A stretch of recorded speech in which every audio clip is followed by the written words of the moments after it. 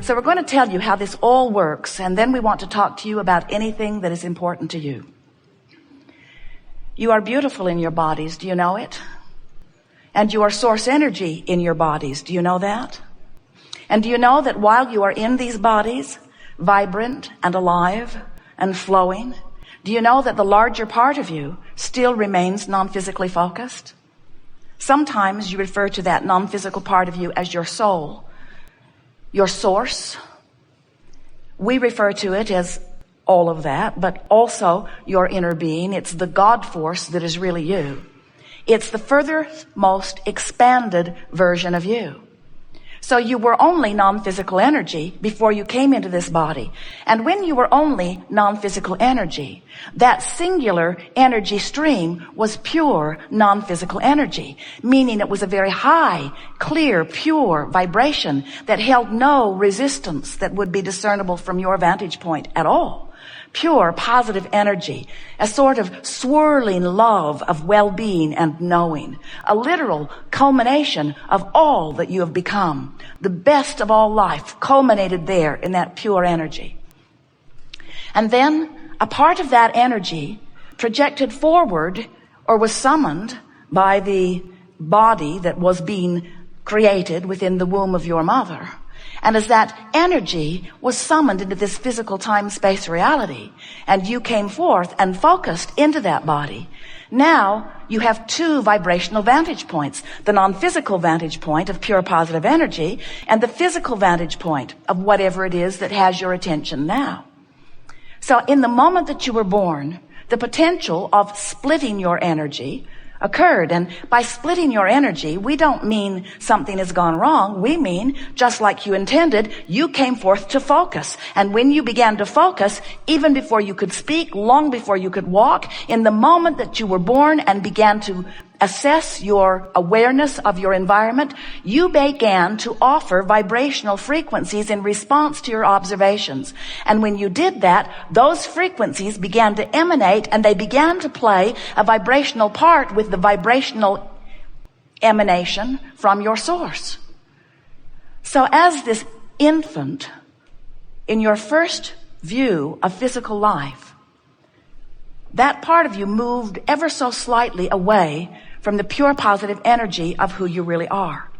The reason that we are telling you the story in this way is because we want you right now, finally, to acknowledge that you, we,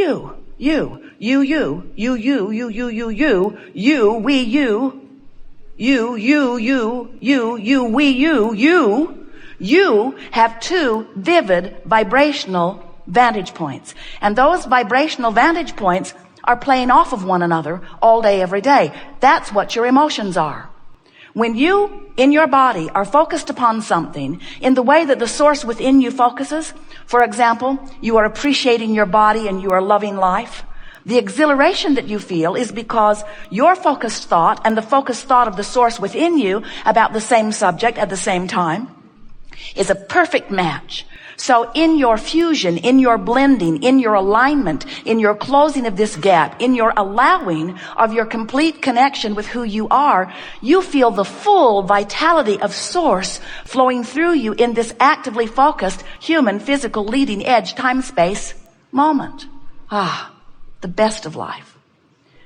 When you are loving someone, perfect fusion. When you are hating someone, not even close. When you are feeling your worthiness, perfect fusion. When you are feeling insecure or unworthy, not even close.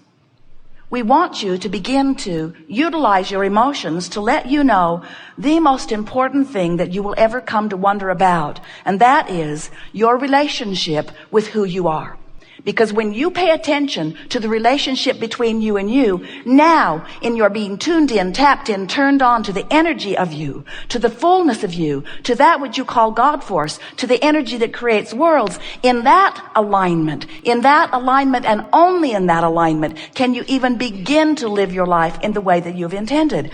You are source energy. You didn't come forth to prove worthiness. You came forth as a worthy creator, eager to take thought beyond that which it had been before. And you knew that as you poured yourself into this physical body and into the contrast that surrounds you, you knew that the contrast would inspire new desires. You knew that they would emanate from you constantly. And that's exactly what happens. The contrast helps you to know what you don't want, know what you do want. Isn't that the way contrast always works? Do you realize that without vibrational contrast, you couldn't see anything? That it's only because of contrast, photographers know it, that you can even pick things out. Have you ever looked at a polar bear in a snowstorm? He's hard to see. But when you realize that you are living in this variety of contrast to help you to focus, and that the energy that you feel is always your awareness of how you are focusing it, whether you are focusing in your physical body away from your broader knowing, or whether you are utilizing this broader knowing while you are focused here, that's really what the art of allowing is all about. You are creators. Creators are always looking forward into what is becoming, not backward or downward into what is. When you are driving your vehicle, hopefully you're looking where you're going, not where you've been and not where you are. You don't have those mirrors. They would make you sick if you had them. They'll look right down at the road, right where you are. Think about that. You wouldn't want to go very fast under those conditions, would you? You're just looking right down at where you are. You want to look forward to where you're going. And we want you to understand that as you become forward looking, and by forward looking we mean as you become one who looks in the direction not only of that which you want, but hear this, looks in the direction of that which the larger part of you has already become. Did you hear that? Can you hear the importance of your step one part of this process? Contrast causes you to ask and source the inner being that is you, the God within you, the all that isness, collects the data of the best of life. Now we want to ask you a question. When you know what you don't want, when you see someone rude, when you see a mass murder, when you see some abhorrent experience, when you see something that you really, really, really know that you don't want, when you see people suffering, when you see people encouraging suffering, when you see those things you don't want to see, whether it's humans or animals or earth, when you see something you don't want to see, do you understand that in that moment you offer an equal and a commensurate and exactly equal, proportionate request that is exactly on the other side of what you don't want? In other words, when you're really sick, you really ask for wellness.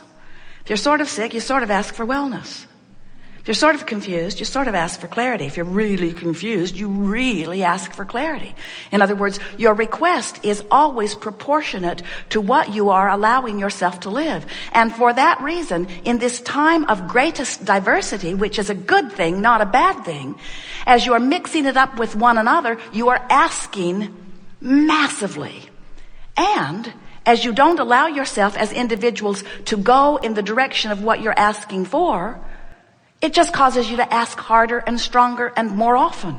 So that the requests that this time-space reality are sending forth into the vibrational escrow of mass consciousness is bigger and faster and more than it has ever been before. This stream is moving fast, and the answering to what you are asking for is happening in greater abundance than ever before. This pool of abundance that you have requested is at its all-time high and getting greater in every day, which means your propensity for thriving is greater than it has ever been.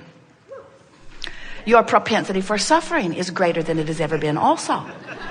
Because it's always equal. In other words, when who you have become is more and you don't let yourself become it, you don't feel so good. Fortunately, as individuals, you don't have to wait for everybody to figure it out before you have the ease of alignment.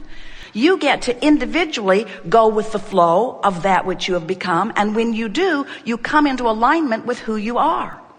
So step one is you ask. Step two is source answers. Step three is you got to find some way somehow to become a vibrational match to what you've been asking for. Otherwise, you don't get what you've been asking for, but that's not the worst part of it. It's not that you just don't get what you want. It's that you don't be who you are. That's the thing that makes you feel negative emotion. You don't feel negative emotion because you're depriving yourself, and you are depriving yourself because nobody else could ever deprive you of anything.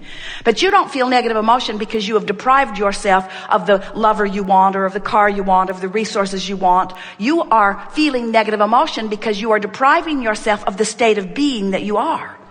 You are secure. And when you feel insecure, there's some depriving going on. And it's not us, it's you doing it. When you are angry, you are depriving yourself because who you really are is one who loves. When you do not have enough of something wanted, it is you who is depriving yourself. But what you are wanting is alignment more than the stuff you think you want. Now, we want you to want all that stuff. We want you because you're out here in the leading edge. Someone said yesterday, well, not so sure that this stuff I want is really as spiritual as I want to be. And we say, this stuff out here on the leading edge is the extension of what spirit is. There is nothing that is not spiritual about your materialism because you are the extension of source energy. But there is a physical aspect of you that is out of sync with the spirit that is you. Just as there are physical aspects of you that are in sync with the spirit that is you. So it is not materialism that is tripping you up. It is having asked for that which source has endorsed and become, and then holding yourself in vibrational opposition to it that makes you begin to write books about the inappropriateness of wanting material things. There isn't anything that you want that is material that you want for any other reason than that you believe you would feel better in the having of it. So this is just our way, and we are thrilled at the aha moment you just had. This is just our way of reminding you that often you are looking for love in all the wrong places. In other words, you're looking for the purchase to make you feel better, or the love of another to make you feel better, or the accolades from the public to make you feel better. When all along, what you want and need in order to feel better is to find vibrational alignment with the point of view that Source has about the same subject that you are focused upon. That's what you're looking for. This vibrational reality is the precursor to everything that you know as the full-blown manifestations. So when life causes you to ask for an improvement, it becomes immediately, and all cooperative components are assembled. The question that we want to help you to discover within yourselves are you a cooperative component? Are you a cooperative component? So as Jerry leaves things in the car out of Esther's purse, or takes things out of her suitcase and doesn't get them back in, and Esther launches rockets of desire, I like to keep my things with me. I like to know where they are. I like them to be where I last left them. And it works both ways with them and all of you. As she launches those rockets of desire, law of attraction assembles all cooperative components. Now, if Esther looks at Jerry and announces to herself and to the world, and especially to him, that he is not a cooperative component of what she wants, then Esther is also not a cooperative component to what she wants. In other words, what she wants and what she's getting are vibrationally miles apart because she's not a match to what she wants. Now, she could justify all day, every day why she's not a vibrational match, but that is beside the point. And that's what we want you to hear. Of course, sometimes you feel utterly justified in your stance as you push against what you do not want. We just want you to know that every time you're doing it, every time you're talking about it, every time you're complaining about it, every time you're feeling negative emotion about it, you are an uncooperative component to what you do want. And as long as you remain, no matter how justified you are, everyone on the planet, we could take a vote, who's right, who's wrong, who's right, who's wrong. In this room, 50% would say Jerry's right, 50% would say Esther's right. Well, maybe not quite that. How many men are there? It's beside the point. It does not matter. It does not matter how justified you are in pointing out that something is not happening the way you want it to. You still are using it as your excuse not to be in the vortex. And we want you to understand that your work as a deliberate creator, the